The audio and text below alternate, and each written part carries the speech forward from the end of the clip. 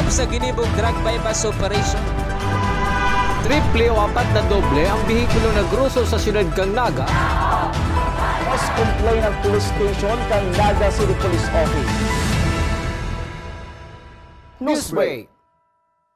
Sa headlines kan mga barata, bilang kang new voter sa Comelec Naga, halangkaw. Duwang harong sa Kamaligan, Camarines Sur, nasulo. Lalaking nagtitinda ng kutsinta sa gilid kang tinampo sa Pamplona, Camarines Sur, nabudala ni sarong van, gadan. Tulong aldaw na aktibidad kang College of Health and Sciences kang Naga College Foundation, napano nin kaugmahan. Diyos marhay na banggi. Ako si Mark Mendoza. Asin ako si Antoinette Eduardo, kami ang sa indong tagapagatod, Bareta. Nasa ika-4 ng bulan ngunyan ang voters registration kan Commission on Elections sa siyudad ning Naga. Digdi nanutaran ang halangkaw na bilang kan mga nagpaparehistrong new voters. Aramon taman ang kumpletong detalye sa report ni Melvin Machado. Pebrero 12 ngunyan na taon kamagpo ng registration kang Commission on Elections sa siyudad kang Naga na matapos sa September 30. Parte ini kang preparasyon para sa May 2025 election. Sa record kang Comelec Naga, igwa na subutin sobra sa 7,000 ang nakapagrehistro. Kabanga digdi ang new voters sa sina natatadang bilang iyo si mga nagparehistro hali sa luwas kang siyudad. Ang sa new voters, yun talaga ang pinakadakula na percentage new voters halos kabanga katong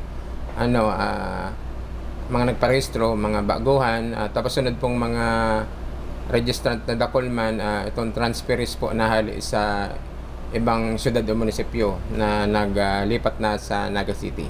Uminabot man sa sobra sa 10,000 labutante kang siyudad kang Naga na 2 beses din nakapagboto ang tinanggal na sa listan kang Comelec. Susuki Attorney Mike Julia, pinagsuratan man si mga butante para impormaran na sinda, deactivated na. Alagad, pwede pang magpalista giraray sa Comelec para liwat makapagboto. Sa Naga City, igwa kitang 10,000 plus na pig-deactivate. Kung maboto giraray, dapat magpa-reactivate sinda. Yan po, reactivation, then change status correction of entries. Yan po, ang mga preparations ng mga applications. Monday to Saturday po kita. Bukas man ang Comelec Naga hastal daw nin Sabado para akomodaron si mga maparehistro na seribot sa saindang kanya-kanyang trabaho. Para sa One Media, TV 48 Naga, Melvin Machado, Newsbreak. Mentras tanto, parte pa kan preparasyon kan Commission on Election iyo ang inspection sa mga pampublikong eskwelahan na gagamiton bilang polling precinct. Susog kay Attorney Mike Julia, City Election Officer kan Comelec Naga, gigibo ninda ang inspection sa maabot na bulan kang June para masigurong may bastanteng bilang nin polling precinct ang syudad pag-abot kan aldaw nin eleksyon. Sa ngunyan, dahil pa po. Pero, schedule mo na po ngayon sa last week of May. Tapos, diretso hanggang sa June, ang inspection ng polling center, polling place. Takip po ang kaiyan para ma-inspecta pong sufficient pa mga classroom. Tapos, syempre, sa mga facilities kang classroom, halimbawa sa kuryente. Tapos, sufficiency kang tables and chairs. Yan. Tapos, syempre, ventilation, dapat comfortable sa mga voter. Tapos, ang pinaka-importante sa pagbisita syempre, sa number of classrooms. Sa iba pang Bareta, pinagsyerto kan opisina kan City Agriculture kan Naga na pinamamayuhan ni Mr. Jop Asense III, OIC City Agriculturist, na igwasindang nakapreparar na banhi nin paroy asin mais. Iniitatao sa mga parauman na naapektaran kan sobrang init darakan El Nino phenomenon, urug na si mga yaon sa barangay San Isidro, Cararayan, Carolina asin San Felipe. Inabisuhan man ni Mr. Asense ang mga parauman na iparehistroan sa indang mga umahan para makakuanin ayuda sa panahon na igwanin kalamidad. Arog po kaning mayo nakita malinaw na weather or ining climate change na inaapod, yaon na yan bermi, magpa-crop insurance kita. Mag-avail kita kan libreng crop insurance sa paagi kan pagrehistro ning libre sa RSBSA. Padagos sa mga Bareta, Dati nang halangkaw ang terminal fee sa Bicol Central Station, durante kan pinagmamanehar pa ini kan sarong pribadong negosyante. Alagad, kan mag-take over ang lokal na gobyerno kanaga, pinagbawasan subuot ang singil sa kada pagbiyahe kan mga bus pasiring sa ringkonada, partido asin sa mga pagtaraid na probinsya. Pakali subuot nin 10 taon, saka sana nagpasunod nin adjustment sa terminal fee matapos ang pinagibong konsultasyon. Actually pala, ang ilinangkaw talang sa terminal fee, after 10 years, kung kukumpiton ta, is only 15 pesos. Kung ikukumpara mo siya, duman sa terminal fee na sinisingil, kan privado. O anong example? Kang private, kang pigmamanage pa yung kang private. Sa iba pang bareta, pinag-aandam na kan lokal na gobyerno kan syudad ning Naga ang programa sa maabot na Lunes. Petsa 27 na iyuman ang birthday anniversary ni dipuntong Naga City Mayor Jessie Robredo. Susog ki City Administrator Elmer Baldimoro, holiday ang syudad ning Naga huli kan nasabing aktibidad. Kasabay man kaini ang founding anniversary kan lokal na gobyerno kan Camarines Sur. Kabali sa mga maaratinder, mga opisyales kang syudad, as ito pong family ni Secretary Robredo. Sa pagbabalikan news break, para tindaning kutsinta na banggaanin van sa Pamplona, Camarines Sur, Gadan. Iyan as iba pang mga bareta sa pagbuelta kan One Media TV48 Naga News Break. Dakop sa ginibong drug bypass operation. Triple o 4 na doble ang bihikulo na gruso sa syudad kang Naga.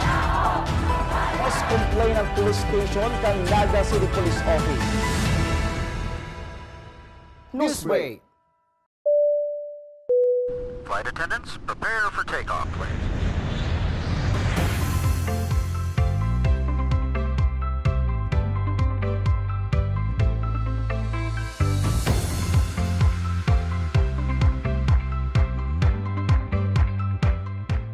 Slip life vest over your head. Take the tape around your waist.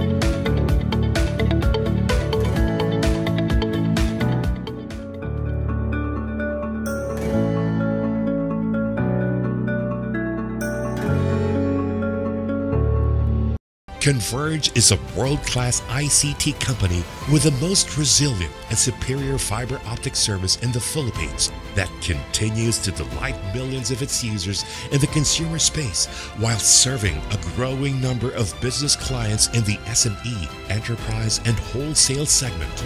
Converge Business. Strength. Resiliency. Results.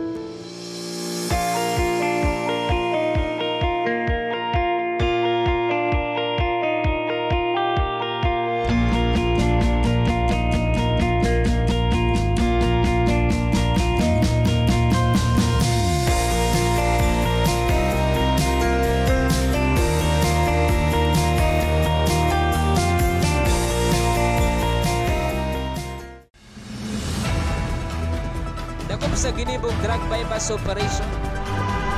Triple o 4 na doble ang bihikulo na gruso sa siyudad kang Naga. Mas complain ng police station kang Naga City Police Office. Newsbreak.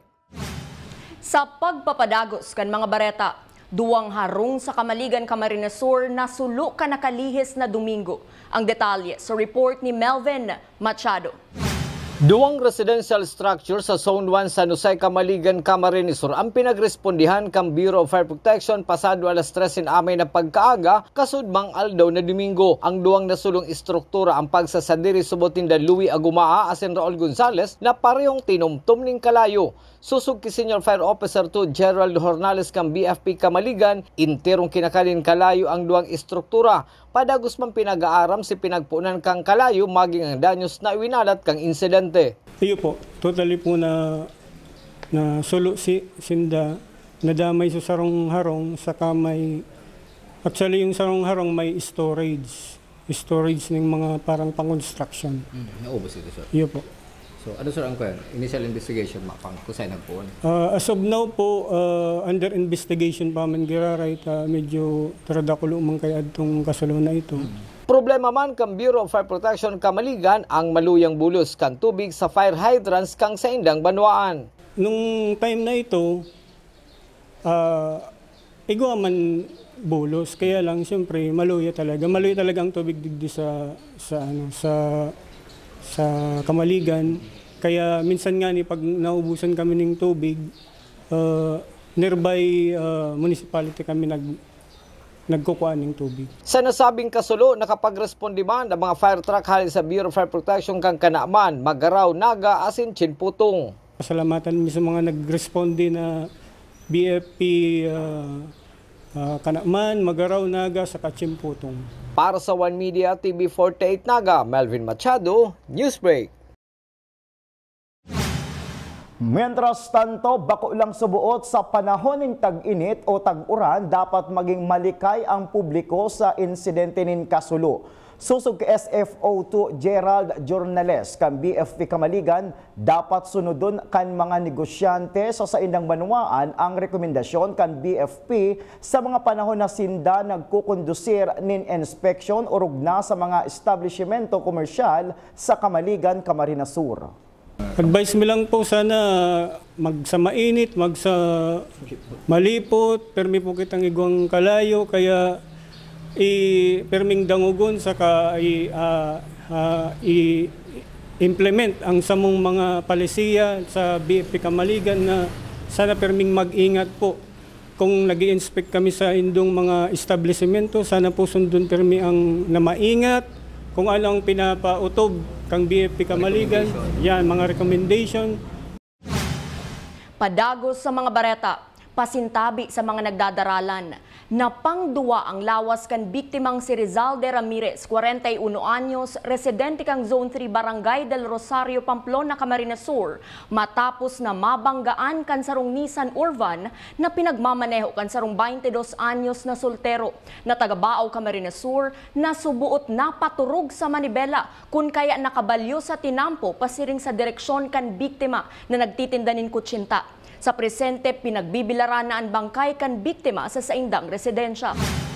Sa iba pang police report, dead on arrival sa Bicol Medical Center ang 36 anyos na mister sa Rungkok asin residente kan kilometro 12, Zone 2, Barangay Carolina, Siyudad ning Naga. Matapos maligis kan sa iyang motorsiklo ang ido na yaon sa tinampo pasado alas 3 nin amay na pagkaaga. Huli kaini nagrelitong sa tinampo ang biktima na tulos man naagapan kan barangay tanod na duty asin nadara sa Bicol Medical Center. Alagad pinagdeklarang dead on arrival ni Dr. Henrico Jose, ang attending physician. Tulos man nakapagresponde ang mga otoridad hali sa police station number 4.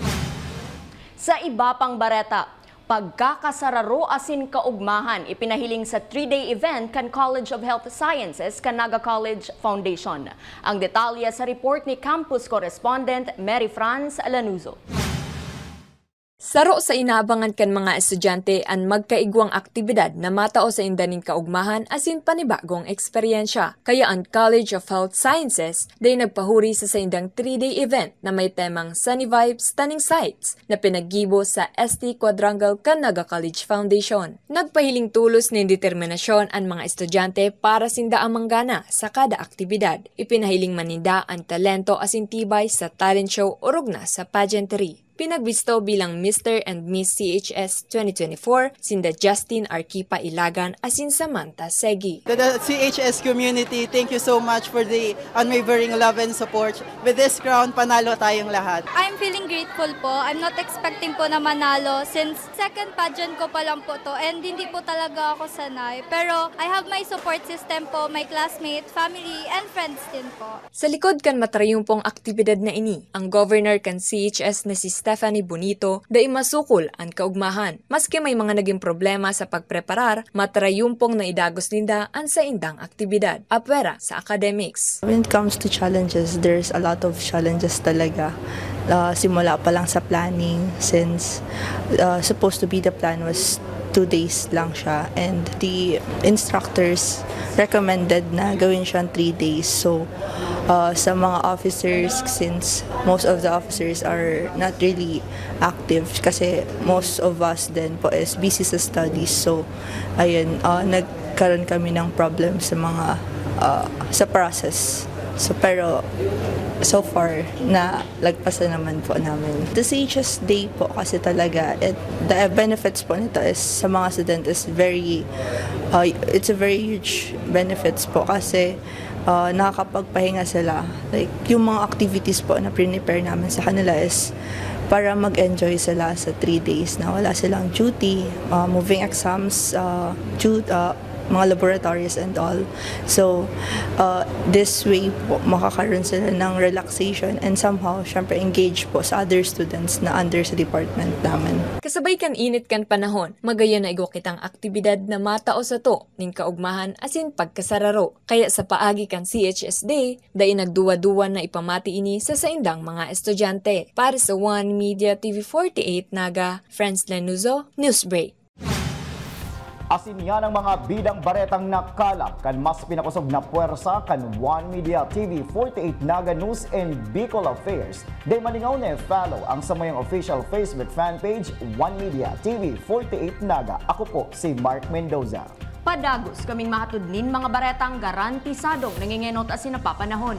I-hit ang subscribe button sa samuyang official YouTube channel, One Media TV 48 Naga, tanganing updated kita sa mga bareta asin istoryang bida. An Bicolano, ako si Antoinette Eduardo asin ini, an One Media TV 48 Naga, Newsbreak.